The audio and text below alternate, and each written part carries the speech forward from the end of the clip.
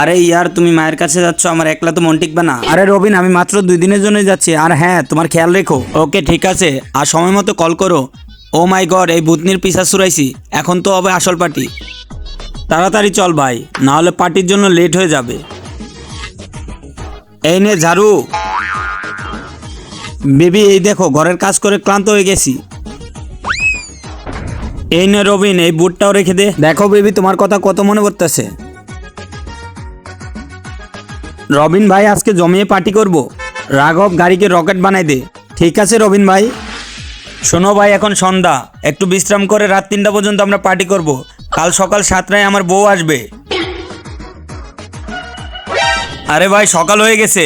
আরে আমার ফোন কোথায়? আরে তোর বউয়ের তো 81টা কল আসছে, আর আমাদের ব্যাপারেও সে জেনে গেছে। এখন তোর কি হবে রে? নে বন্ধু, আগে থেকে সবকিছু ব্যবস্থা করে রাখি যাতে তোর কষ্ট না হয়। তোরা বন্ধু হয়েও আমার ব্যথাটা বুঝলি না রে।